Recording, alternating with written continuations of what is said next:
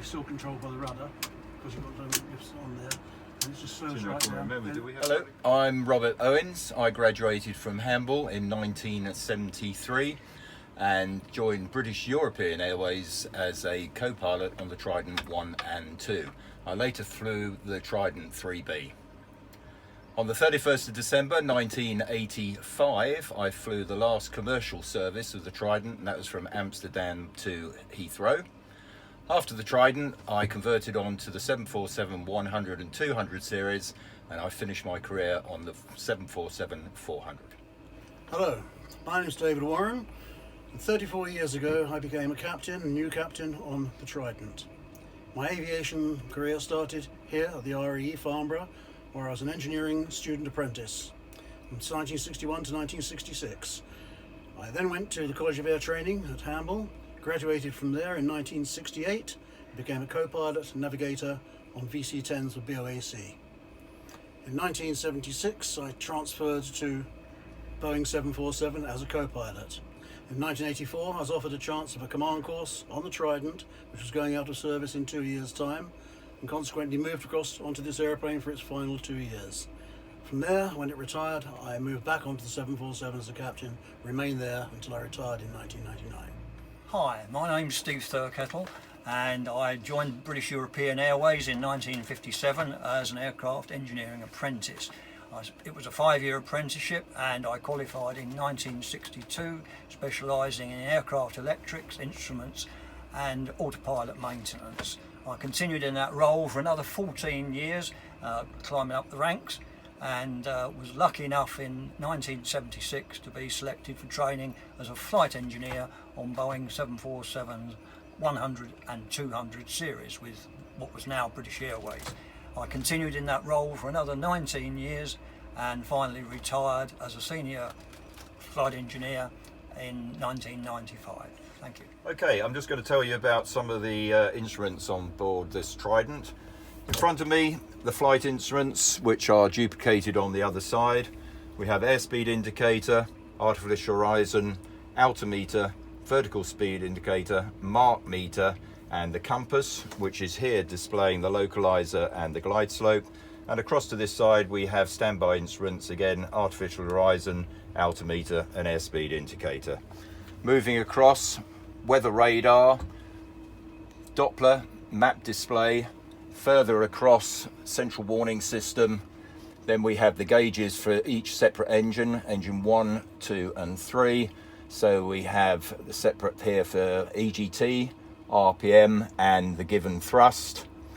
Across to here we have the speed brake lever, parking brake.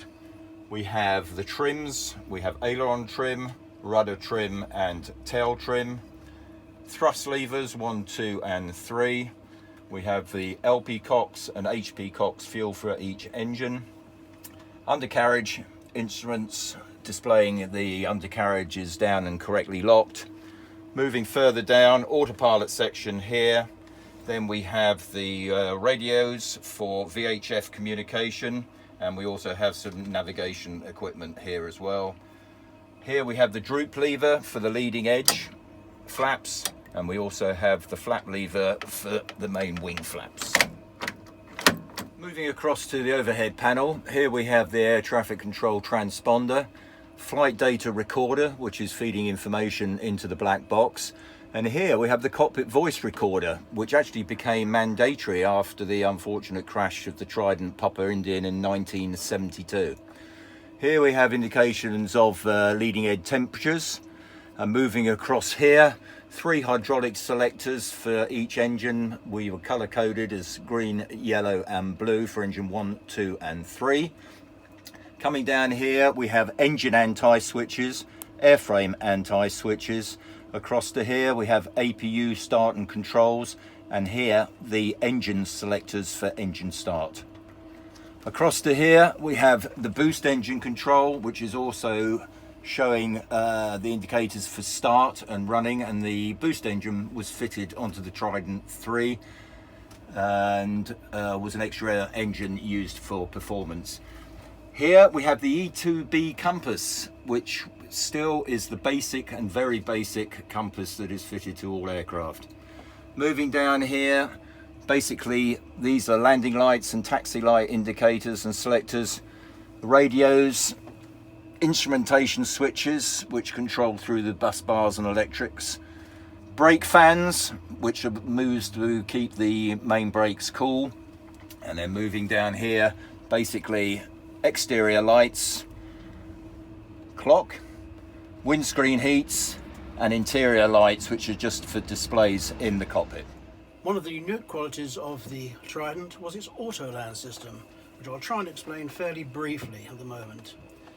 Like everything on the airplane, everything's in threes, engines, autopilots and everything. It takes its signals from the ground with a localizer indicating the centre line of the runway, a glide slope indicating the path for the approach. All three autopilots will be locked in together and they would work through this autopilot controller.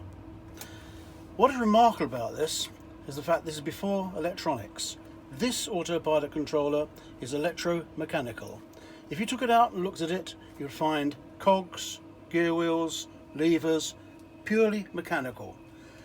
With that alone, the aircraft had the ability to auto-land with people on board. In 1975 was certified to do auto-lands in visibilities of 50 metres with decision height of 12 feet. The first aircraft ever to do it with passengers on board. It carried on doing that for the next 8 years before another aircraft could do it, and after 10 years electronics was coming along and the modern aircraft can do it all the time. But for those 10 years it ruled the roost. And at one stage at Heathrow it's recorded there was 187 aircraft movements during a certain period. 183 of them were Tridents. It was top of the world, nothing else could beat it. Hi there, this is the P3 panel. In some operators it was known as the systems panel, and in other operators a flight engineer's station. That was because sometimes it was manned by a pilot, as in British European Airways, in other operators a flight engineer. Before flight we would go through the system and check various things, starting at the top with the smoke warning system for the freight holds, the oxygen system, then on to additional instruments for each engine. Bob mentioned the sort of more priority instruments over on the front there. These are the secondary instruments. Then we move on to the hydraulic system, of which there were three. As our David mentioned earlier on, everything's three on this aeroplane. We move down to the autopilot test panel basically here, and things can be locked out or tested. Further going across we have the electrics panel, and the electrics panel were driven by engine generators or an auxiliary power unit or ground power. They supplied power at 115 volts for AC purposes. Transformer unit, rectifier units converted that to 28 volt DC where required. Above that panel we had the fuel system, tanks in the wings and in the centre of the fuselage, and on the Trident 2s indeed there was a fin tank. Right? That was to give it longer range. The panel displays quite well the distribution of the fuel towards the engines, showing the rate of fuel flow and fuel used, and further down the pressure and temperature of the fuel being delivered to the engines. Further down here we have the air conditioning panel. Air conditioning to keep the passengers and the crew indeed comfortable during flight, and next to that the pressurisation. Of course we have to have breathable air in the aeroplane even though we're at high altitude. Moving across we have airframe anti-icing systems to keep the airframe free of ice and snow and freezing conditions, and below engine anti-ice showing just the pressure intake. Next to that we have some test switches associated with the stall warning system, and we also have heaters for the pitot heaters and a couple of other devices. And then further across finally we have lots of test switches to test various systems before flight. For example, stall warning test, and you'll hear the stall warning siren. And the engine fire bell is another example. Okay, and these will be tested before flight along with various other systems. Below we have a couple of bits associated with the hydraulics, the turbine system, and a selection for green, yellow or blue hydraulics and a system failure. Next to that we have the HP air supply, which can be selected on or off, and next to that big levers for operating the fuel cross feed and centre tank supplies. And next to that we have an indicator showing that the nose undercarriage is locked down. All right. Next to that we have the document box with various manuals and so forth. There are storages all around the flight deck. And finally, behind me here, we have all the fuses that can cover the electrical distribution of all the circuits in the aeroplane. The clever thing about these particular fuses is that when the fuse blows, a light comes on to indicate that the fuse has gone. Very strange. And behind me is those associated with the radio system. Thank you. Analysing my memories of the Trident, I think the best thing was the fact that the camaraderie that we felt on board the aeroplane, it was something very special. We felt like a different group of people on it. I was fortunate enough to fly the Trident 1, the Trident 2 and the Trident 3, and indeed the Trident 1E that we got when we merged with Northeast back in 1974. My favourite aeroplane, I think of the four, in fact. I think it was the Trident 2, mainly because it had the best performance and capabilities than the other few. And as I say, I did do the last commercial flight on the Trident, which was back in December 1985. As I said earlier, I was late coming to the Trident and I only did 2 years on it anyway. But what struck me when I joined the fleet was the camaraderie on it and the way we were welcomed by the co-pilots who've been on it for 10, 12 years. Good atmosphere, and it worked well on the aeroplane. I stayed with it right until the very end, and I did the flights the day before it retired. It was a good experience, and I loved it. I'd do it again. My favourite Trident was the Trident 2, mainly because of its performance. But all in all, a magnificent 2 years which I thoroughly enjoyed.